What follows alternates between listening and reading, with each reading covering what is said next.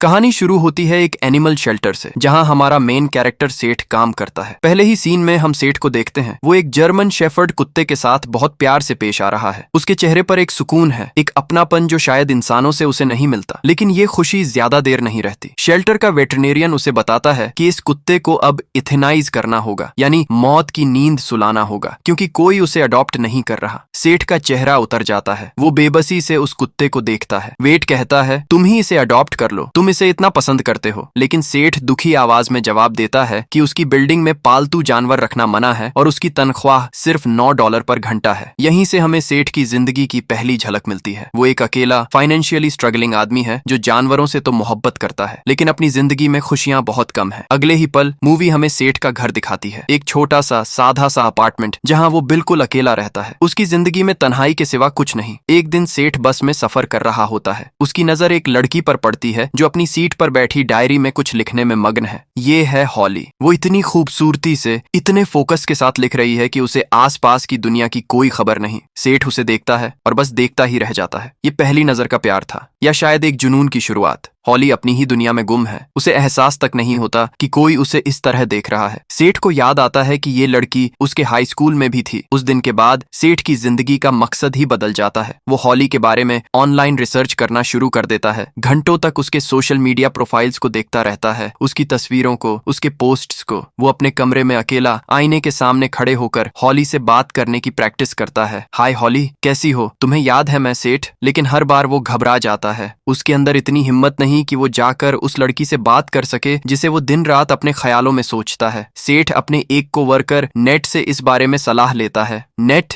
जो शेल्टर में security guard है, उसे अजीब नसीहत देता है। वो कहता है, कॉन्फिडेंट रहो, लड़कियों को कॉन्फिडेंस पसंद है। सेठ उसकी बात सुनकर हिम्मत जुटाता है और उस डाइनर में पहुंच जाता है जहां हॉली वेट्रेस का काम करती है। वो काउंटर पर बैठ जाता है और हॉली का इंतजार करता है। जब हॉली उसके पास ऑर्डर लेने आती है, सेठ घबराहट में उससे बात करने की कोशिश करता है, लेकिन उसकी बातों का हॉली पर कोई असर नहीं होता। वो बहुत पॉलिटिकली लेकिन साफ साफ उसे मना कर देती है। उसके चेहरे के एक्सप्रेशंस बताते हैं कि वो थोड़ी सी परेशान है, लेकिन वो अपने कस्टमर से बदतमीजी नहीं करना चाहती। सेठ की ये कोशिश भी नाकाम हो जाती है। वो बार बार कोशिश करता है, लेकिन हर बार हॉली उसे टाल देती है। मूवी हमें हॉली के अपार्टमेंट का सीन दिखाती है। यहाँ हॉली अपनी रूममेट और बेस्ट फ्रेंड क्लेयर के साथ बात कर रही है। हॉली सेठ के बारे में क्लेयर को बताती है कि कैसे एक अजीब सा लड़का उसके पीछे पड़ गया है। इसी बीच उसे उसके एक्स बॉयफ्रेंड एरिक का फोन आता है। वो नशे में धुत है और हॉली से फोन पर बहस कर रहा है। इन सीन से हमें हॉली की पर्सनल लाइफ का थोड़ा अंदाजा होता है। वो अपनी जिंदगी में आगे बढ़ने की कोशिश कर रही है, लेकिन उसका पास्ट उसे परेशान कर रहा है। कहानी में तेजी तब आती है जब अगले दिन हॉली को काम पर एक बहुत बड़ा फूलों का गुलदस्ता मिलता है। उसे लगता है कि ये उसके एक्स बॉयफ्रेंड एरिक ने भेजा है। वो गुस्से में उसी बार में पहुंच जाती है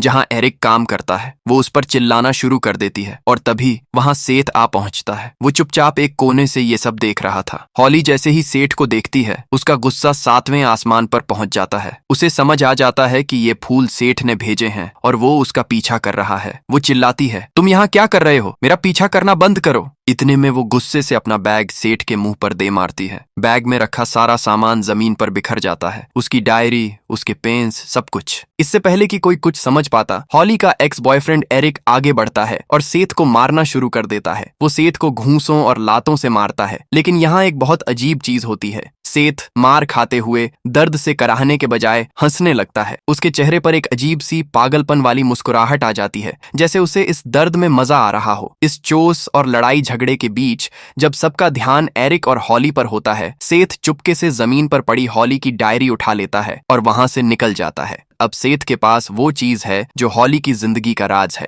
उसकी पर्सनल डायरी। वो अपने अपार्टमेंट में बैठकर उस डायरी को पढ़ना शुरू करता है। वो एक एक पन्ना, एक एक लफ्ज दीवानों की तरह पढ़ता है। मूवी हमें उसकी डायरी के कुछ हिस्से फ्लैश में दिखाती है, जिससे हमें पता चलता है कि हॉली की जिंदगी इतनी सादी नहीं है जितनी दिखती है। सेठ जैसे जैसे डायरी पढ़ता जाता है, उसके चेहरे के एक्सप्रेशंस बदलते जाते हैं। हैरत, परेशानी और फिर एक अजीब सा सुकून। उसे लगता है जैसे उसने हॉली की रूह को समझ लिया है। उसे लगता है कि हॉली अंदर से बहुत टूटी हुई है, बहुत अकेली है और उसे किसी के बचाने की जरूरत है, और वो बचाने वाला, वो हीरो सेथ खुद को समझने लगता है। इसी जुनून में सेथ एक दिन एनिमल शेल्टर के एक पुराने बंद हिस्से में जाता है जहां कोई नहीं आता। वहां उसे जमीन पर एक ट्रैप डोर, एक छुपा हुआ दरवाजा मिलता है। वो उसे खोलता है तो नीचे एक गहरी अंधेरी बेसमेंट होती है। ये बेसमेंट सालों से बंद पड़ी थी। सेथ उस अंधेरी बेसमेंट में नीचे उतरता है जहां पुराने सामान पर धूल जमी हुई है। वो एक कोने में पड़ा हुआ लोहे का सामान देखता है और उसके दिमाग में एक खतरनाक प्लान बनना शुरू हो जाता है। अगले कुछ दिनों तक मूवी हमें सेथ को उस बेसमेंट में काम करते हुए दिखाती है। वेल्डिंग टॉर्च की रोशनी उसके चेहरे पर पड़ती है जिससे उसकी आंखों में एक अजीब सी चमक दिखती है। वो लोहे की सलाखों को एक एक करके जोड़ता है, पसीने में भीगा हुआ, लेकिन उसका फोकस टूटता नहीं। धीरे धीरे एक इंसानी कद का पिंजरा तैयार होने लगता है। एक ऐसा पिंजरा जो किसी जानवर के लिए नहीं बल्कि एक इंसान के लिए बनाया जा रहा था। ये सीन बहुत डिस्टर्बिंग है क्योंकि हम सेठ को एक ऐसी चीज बनाते हुए देखते हैं जो किसी की आजादी छीन लेगी, लेकिन उसके चेहरे पर कोई शर्म या डर नहीं बल्कि एक अजीब सा डिटर्मिनेशन है। उसे लगता है कि वो जो कर रहा है वो हॉली के लिए जरूरी है। प्लान तैयार था, पिंजरा तैयार था, अब बस शिकार का इंतजार था। एक रात सेठ हॉली का पीछा करता है। वो उसे उसके अपार्टमेंट तक फॉलो करता है। हॉली अपने घर में दाखिल होती है, इस बात से बेखबर कि बाहर अंधेरे में एक शिकारी उसके इंतजार में है। सेठ चुपके से उसके अपार्टमेंट का दरवाजा खोलता है, अंदर दाखिल हो जाता है और हॉली को ड्रग देकर किडनैप कर लेता है। अगला सीन सीधा उस अंधेरी बेसमेंट का है। हॉली की आंख खुलती है, उसका सर भारी है, उसे कुछ समझ नहीं आ रहा। वो उठने की कोशिश करती है लेकिन उसके हाथ पैर लोहे की सलाखों से टकराते हैं। वो एक पिंजरे के अंदर बंद है, उसने सिर्फ अंडरगारमेंट पहना हुआ है। वो घबरा जाती है, चिल्लाती है, लेकिन उसकी आवाज सुनने वाला वहां कोई नहीं होता। ऊपर से सिर्फ शेल्टर के कुत्तों के भौंकने की आवाजें आ रही होती हैं। जिस तरह ऊपर जानवरों को पिंजरों में रखा जाता था, उसी तरह अब हॉली को एक जानवर की तरह नीचे कैद कर लिया गया था। ये सीन देखकर रोंगटे खड़े हो जाते हैं। हॉली की बेबसी और डर उसके चेहरे से साफ झलक रहा होता है।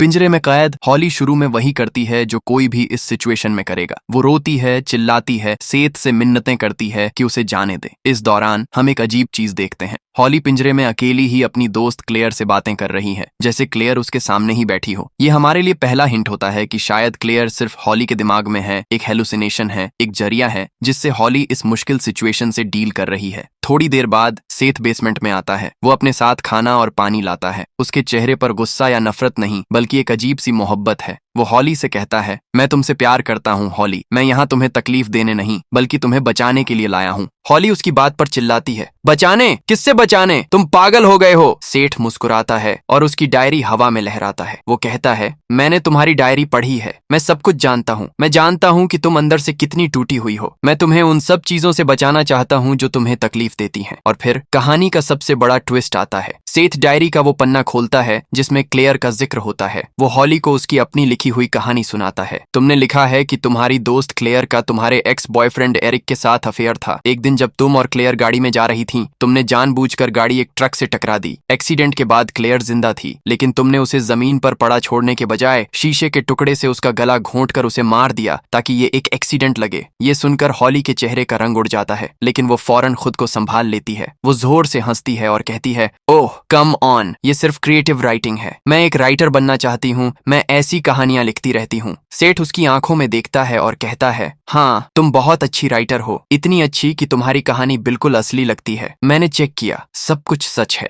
यहाँ से फिल्म का पूरा माहौल बदल जाता है। अब तक हम हॉली को एक मासूम विक्टिम समझ रहे थे और सेठ को एक पागल स्टॉकर, लेकिन अब हमें पता चलता है कि हॉली मासूम नहीं है, उसने अपनी बेस्ट फ्रेंड का कत्ल किया है। और जैसे ही ये राज खुलता है, पिंजरे के अंदर और बाहर का पावर डायनामिक बदलना शुरू हो जाता है। हॉली को एहसास हो जाता है कि रोने और गिड़गिड़ाने से काम नहीं चलेगा। अब वो अपना असली रूप दिखाना शुरू करती है। उसके डर की जगह अब उसकी आंखों में एक अजीब सी चालाकी आ जाती है। वो सेठ से कहती है, तो तुमने मेरी डायरी पढ़ ली, तो अब तुम जानते हो मैं कौन हूँ, तो फिर तुम ये भी जानते होगे कि तुम और मैं एक जैसे हैं। सेठ उसकी बात सुनकर कंफ्यूज हो जाता है। हॉली उससे मैनिपुलेट करना शुरू करती है। वो उसे कहती है कि वो भी अंदर से एक दरिंदा है, बस उसे अभी तक एहसास नहीं हुआ। वो उसे उसके अंदर छुपे हुए गुस्से और वॉयलेंस के बारे में उकसाती है। मूवी यहाँ कुछ दिन आगे जंप करती है। हम देखते हैं कि सेथ हॉली को एक पालतू जानवर की तरह ट्रीट कर रहा है। जब वो उसकी बात मानती है तो उसे खाना देता है, जब नहीं मानती तो उसे भूखा रखता है। लेकिन इस सब के दौरान हॉली साइकोलॉजिकली सेथ पर हावी होती जा रही है।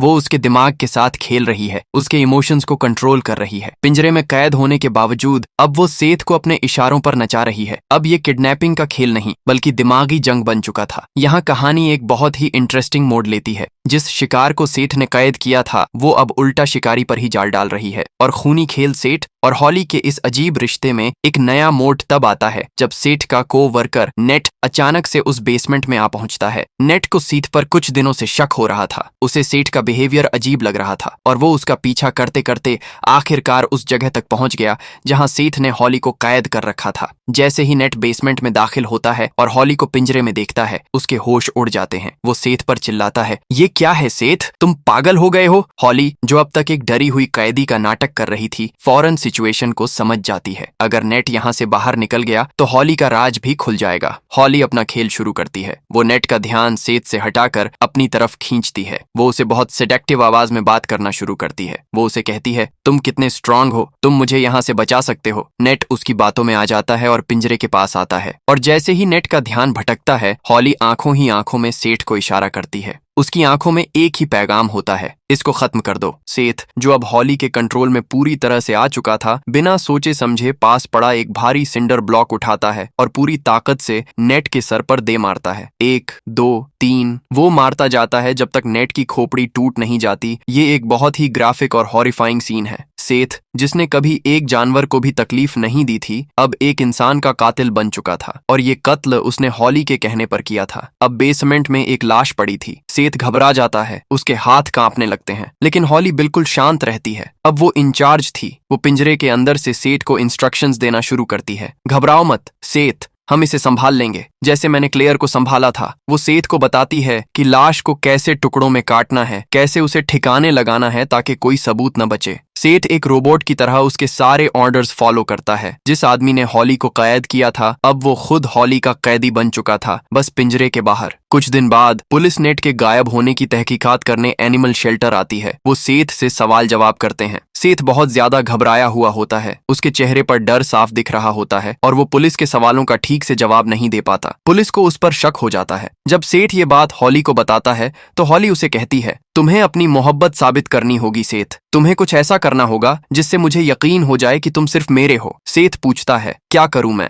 हॉली उसकी आंखों में देखती है और कहती है, अपनी एक उंगली काट दो। सेठ ये सुनकर हिल जाता है, लेकिन हॉली उसे मैनिपुलेट करती रहती है। वो उसे कहती है, अगर तुम मुझसे सच में प्यार करते हो तो ये छोटी सी कुर्बानी है, इससे हमारे बीच का रिश्ता और मजबूत होगा। सेठ, जो अब पूरी तरह से ब्रेन वॉश हो चुका था, एक चाकू उठाता है। उसके हाथ कांप रहे हैं, उसकी आंखों में आंसू हैं, लेकिन वो हॉली की तरफ देखता है जो उसे एनकरेजमेंट दे रही है, और फिर वो अपनी एक उंगली काट देता है। स्क्रीन पर खून ही खून नजर आता है। ये फिल्म का सबसे डिस्टर्बिंग सीन है, जो दिखाता है कि हॉली की मैनिपुलेशन किस हद तक जा चुकी है। सेठ दर्द से चिल्लाता है, लेकिन हॉली के चेहरे पर एक अजीब सा सुकून है। लेकिन खेल अभी खत्म नहीं हुआ था। जैसे ही सेठ दर्द में होता है, हॉली उसे कहती है कि वो उससे प्यार करती है और उसे गले लगाना चाहती है। वो कहती है, पिंजरा खोल दो सेठ, सिर्फ 1 मिनट के लिए। सेठ अपनी मोहब्बत के इस सबूत के बाद हॉली पर पूरा भरोसा कर लेता है। वो लड़खड़ाते हुए उठता है और पिंजरे का दरवाजा खोल देता है। हॉली बाहर आती है, लेकिन गले लगने के बजाय वो सेठ के हाथ से वो ही खूनी चाकू छीन लेती है। सेठ हैरान रह जाता है।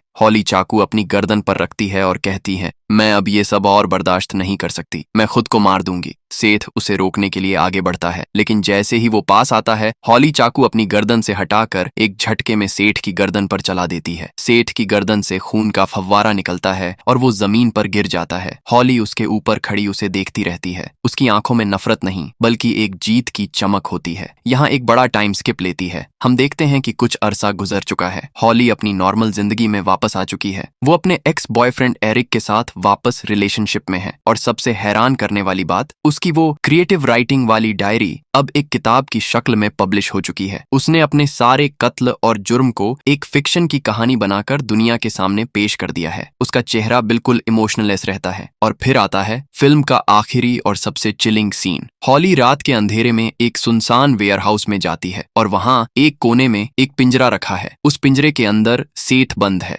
लेकिन ये वो पहले वाला सेठ नहीं है। उसका जिस्म बुरी तरह से जख्मी है, उसकी गर्दन पर घाव का निशान है, उसकी एक उंगली कटी हुई है, उसको जंजीरों से बांधा गया है। वो एक जानवर से भी बदतर हालत में है। हॉली पिंजरे के पास जाती है और हॉली उसके सर पर हाथ फेरती है और कहती है, शुक्रिया सेठ, तुमने मुझे बचा लिया। और इन लफ्जों के साथ फिल्म खत्म हो जाती है। हॉली ने सेठ को अपना पेट बना लिया था। उसने अपने अंदर के सारे वॉयलेंट अर्ज, सारे खूनी जज्बात को कंट्रोल करने का एक जरिया ढूंढ लिया था। वो अब अपने गुस्से और नफरत को सेठ पर निकालती थी ताकि वो बाहर की दुनिया में एक नॉर्मल इंसान की तरह जी सके। सेठ जो हॉली को बचाने चला था, आखिर में खुद हॉली की हिफाजत का जरिया बनकर रह गया। वो उसकी कज़ैद में था ताकि हॉली आजाद रह सके। ये फिल्म हमें दिखाती है कि चेहरे अक्सर धोखा देते हैं। जिसको हम मासूम और कमजोर समझते हैं, हो सकता है असल दरिंदा वही हो। ये ऑब्सेशन, मैनिपुलेशन और इंसानी साइकी के अंधेरे कोनों की एक बहुत ही डार्क और डिस्टर्बिंग कहानी है। फिल्म का एंड आपको सोचने पर मजबूर कर देता है कि असल कैदी कौन था, वो जो पिंजरे के अंदर था या वो जो पिंजरे के बाहर रहकर भी किसी और के कंट्रोल में था। तो दोस्तों, ये थी फिल्म पेट की कंप्लीट एक्सप्लेनेशन। आपको इस फिल्म का ट्विस्ट कैसा लगा? क्या आपने इस तरह का एंड एक्सपेक्ट किया था? मुझे कमेंट सेक्शन में अपनी राय जरूर दीजिए। और अगर आपको ये वीडियो पसंद आई तो इसे लाइक करना और अपने दोस्तों के साथ शेयर करना मत भूलिएगा। ऐसी ही और मजेदार और थ्रिलिंग मूवी एक्सप्लेनेशंस के लिए चैनल को सब्सक्राइब करें। मिलते हैं अगली वीडियो में।